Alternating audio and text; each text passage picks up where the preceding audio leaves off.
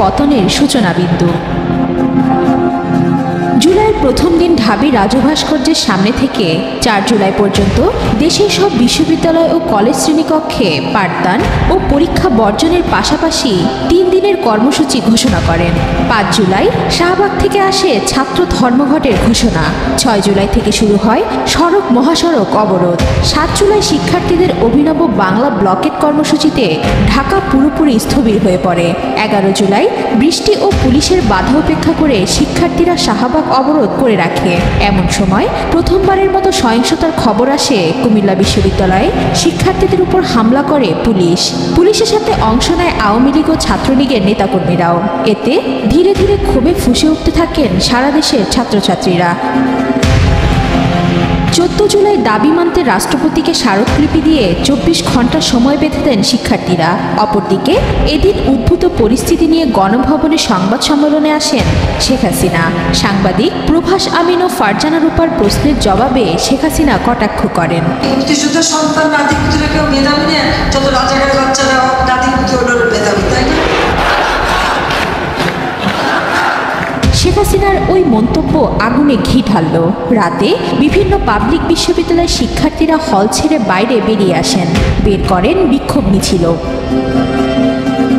পরদিন 15 জুলাই শিক্ষার্থীদের ওই প্রতিবাদকে ক্যাশ করে আওয়ামী লীগ।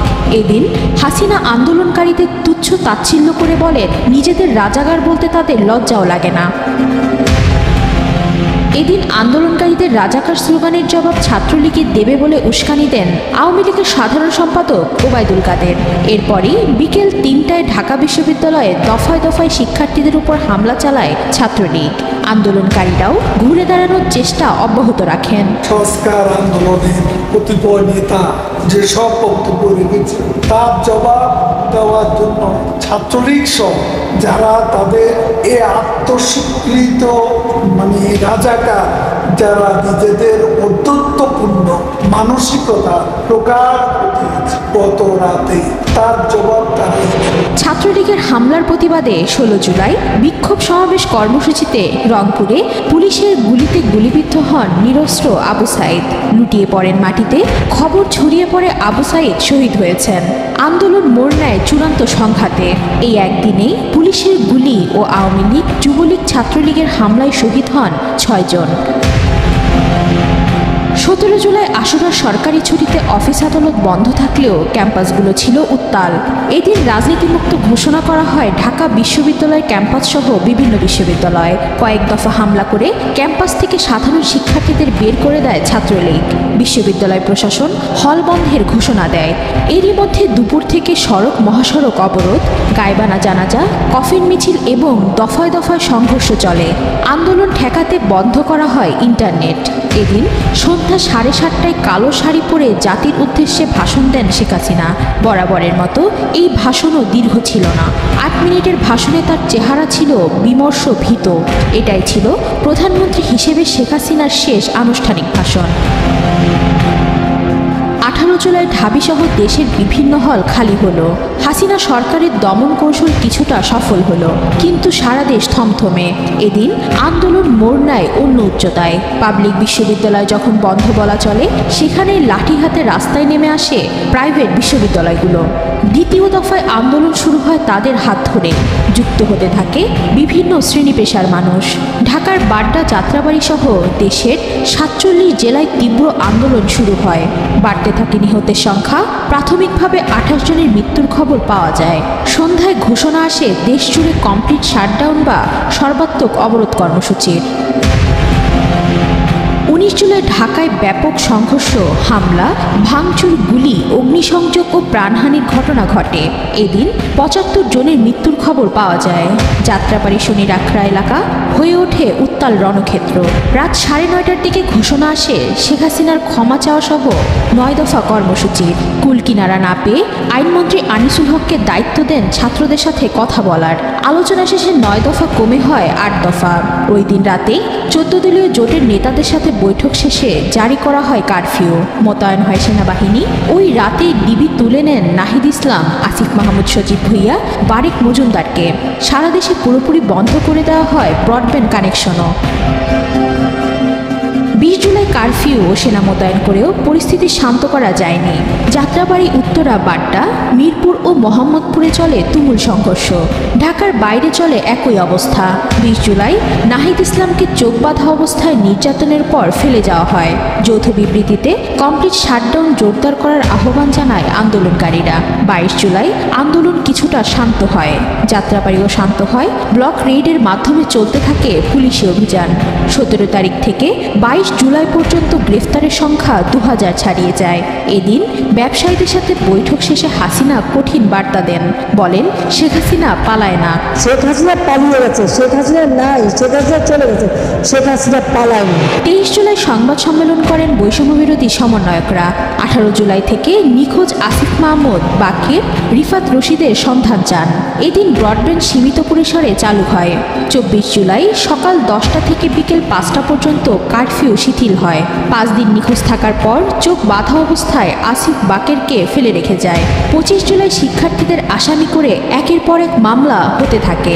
গ্রেফতার চলছে, আবার হাসপাতালে কাতরাচ্ছে আহতরা, কেউ কেউ মারাও যাচ্ছে। শেখ হাসিনা মেট্রো পরিদর্শনে গিয়ে কান্নায় ভেঙে পড়েন। তার এই কান্না ব্যাপক সমালোচনার জন্ম দেয়। এদিকে মন্ত্রীরাও নানা রকম হুমকি হুঁশিয়ারি দিতে শুরু করেন। আজকে মেট্রো রেল বন্ধ, কারণ এই স্টেশন যেভাবে ধ্বংস হয়েছে এটা সম্পূর্ণ ডিজিটাল সিস্টেম, ইলেকট্রনিক সিস্টেম, সম্পূর্ণ মডার্ন। এটা তো কতদিনের ঠিক হবে আমি জানি না। 26 জুলাই রাতে নাহিদ ইসলাম, আসিফ মাহমুদ সহ 3 জনকে রাজধানীর গণস্বাস্থ্য কেন্দ্র থেকে আবারও তুলে নেয় ডিবি।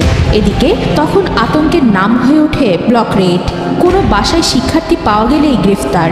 27 জুলাই নিরাপত্তার কথা বলে তুলে নেওয়া হয় হাসনাত ও সার্জিসকে। এদিন শেখ হাসিনা পঙ্গু হাসপাতালও বিটিভি পরিদর্শন করেন। শেখ হাসিনা বলেন তার কথা বিকৃতি করে আন্দোলন করছে। 10 দিন বন্ধ থাকার পর 28 জুলাই সচল হয় মোবাইল ইন্টারনেট। এদিন সমন্বয়ক নুসরাত তাবাসসুমকে নেওয়া হয় ডিবি হেফাজতে। পুলিশ হেফাজতে থাকা অবস্থায় জোর করে নাহিদদের থেকে আন্দোলন প্রত্যাহারের ভিডিও বার্তা রেকর্ড করে গণমাধ্যমে পাঠানো হয়। কিন্তু হান্নান মাসুদ, মাহিন সরকার ও রিফাত রশিদ আবারও বিক্ষোভ ও প্রতিবাদ সমাবেশের ঘোষণা দেন। 29 জুলাই আবারও রাজপথে নামে শিক্ষার্থীরা। ছড়িয়ে পড়ে জেলায় জেলায় বিক্ষোভ। আবারও 14 দলের বৈঠক ডাকেন শেখ হাসিনা। গোয়েন্দা তথ্যের ভিত্তিতে আন্দোলনের নেপ্য শক্তি হিসেবে নাম আসে বিএনপি, জামাত, শিবিরের। ফলশ্রুতিতে ওই বৈঠকে জামাত শিবির নিষিদ্ধের সিদ্ধান্ত হয়। 30 জুলাই হাসিনা সরকার একদিনের শোক ঘোষণা করে কালো ব্যাজ ধারণের আহ্বান জানান। অপরদিকে আন্দোলনকারীরা মুখে লাল কাপড় ও ফেসবুক প্রোফাইল লাল করার ঘোষণা দেন। এখানেই পরিষ্কার হয়ে যায় দেশের বেশিরভাগ মানুষ কোন পক্ষে। 31 জুলাই মার্চ ফর জাস্টিস শিরোনামে পদযাত্রা কর্মসূচি পালন করে শিক্ষার্থীরা। এদিন পুলিশ আবারও চড়াও হয় শিক্ষার্থীদের ওপর। সন্ধ্যায় ঘোষণা আসে রিমেম্বারিং আওয়ার হিরোজ নামে নতুন কর্মসূচির। 1 আগস্ট ব্যাপক সমালোচনার মুখে ও 32 ঘন্টা অনশনের পর 6 সমন্বয়ককে ছেড়ে দেয় ডিবি পুলিশ। এদিন সন্ত্রাস দমন আইনে জামাত ইসলামী ও ছাত্র শিবিরকে নিষিদ্ধ করা হয়। 2 আগস্ট গণহত্যা ও নিপীড়ন বিরোধী শিল্পী সমাজ বিক্ষোভ করেন। সন্ধ্যায় সর্বাত্মক অসহযোগ আন্দোলনের ডাক দেয় বৈষম্য বিরোধী ছাত্র আন্দোলন। 3 আগস্ট ঢাকাসহ সারা দেশের সড়কে আবারও নেমে আসে ছাত্র জনতা। বিভিন্ন স্থানে আন্দোলনকারীদের সাথে পুলিশ, আওয়ামী লীগ, যুবলীগ, ছাত্রলীগের নেতাকর্মীদের ব্যাপক সংঘর্ষ হয়। রাত 3টায় শহীদ মিনারে সমাবেশের ঘোষণা আসে। দুপুর থেকে সেখানে জড়ো হতে থাকেন ছাত্র জনতা ও অভিভাবক, শিক্ষক, পেশাজীবী, সাংবাদিক, রাজনীতিবিদ, সংস্কৃতি কর্মী সহ নানা পেশার মানুষ। ওই সমাবেশে নাহিদ সহ প্রথম সারির সমন্বয়করাও যোগ দেন। সমাবেশে শেখ হাসিনা এবং তার মন্ত্রিসভার পদত্যাগের এক দফা দাবির ঘোষণা করেন নাহিদ ইসলাম। সারা দেশে অসহযোগ আন্দোলন কর্মসূচির ঘোষণা করা হয়। সরকারের আলোচনার প্রস্তাব প্রত্যাখ্যান করে বৈষম্যবিরোধী ছাত্র আন্দোলনের নেতারা। সরকার পতনের ডাক আসায় 4 আগস্ট মরিয়া হয়ে মাঠে নামে সরকারের সকল বাহিনী ও শেখ হাসিনার দলের লোকেরা। অসহযোগ আন্দোলন ঘিরে ওই দিন 98 জন নিহত হন। আবারও বন্ধ করে দেওয়া হয় মোবাইল ইন্টারনেট। বিপুল হতাহতের প্রতিবাদ ও সরকারের পদত্যাগের দাবিতে 6 আগস্ট মার্চ টু ঢাকা ঘোষণা করা হয়। পরে এই কর্মসূচি একদিন এগিয়ে 5 আগস্ট ঘোষণা করা হয়। আমাদের যে 6 তারিখের যে লং মার্চ টু ঢাকা কর্মসূচি ছিল সেটাকে আমরা একদিন এগিয়ে নিয়ে এসেছি, অর্থাৎ আগামীকাল 5ই আগস্ট সারা দেশের মুক্তিকামী জনতাকে ঢাকার উদ্দেশ্যে রওনা হওয়ার জন্য আমরা আহ্বান জানাচ্ছি। 5 আগস্ট সারা দেশে কারফিউ চলছে, থমথমে পরিস্থিতি। এর মধ্যে দুপুরে কারফিউ ভেঙে ছাত্র জনতার ঢল গাজীপুর থেকে ঢাকায় প্রবেশ করেন। শেখ হাসিনা 2:30 পদত্যাগ করে হেলিকপ্টারে করে দেশ ছেড়ে ভারতে আশ্রয় নেন। অবসান ঘটে প্রায় 16 বছরের ন্যায়হীনতার। আর এদিকে পুরো রাজধানী বিজয় উল্লাসে মেতে ওঠেন। হানা দেন গণভবনে, জনতা নিয়ে যায় শেখ হাসিনার হাঁস মুরগি, পুকুরের বড় বড় মাছ এবং আসবাবপত্র। বাংলাদেশের ইতিহাসে 5 আগস্ট ইতিহাসের এক অন্য মাত্রা যোগ করেছে। যতদিন বাংলাদেশ থাকবে ততদিন স্বৈরাচারের বিরুদ্ধে জনতার ক্ষোভের উদাহরণ হয়ে থাকবে 36 জুলাই। এই 36 জুলাই হয়ে রইল বাংলাদেশের ইতিহাসের অন্যতম তাৎপর্যপূর্ণ একটি দিন।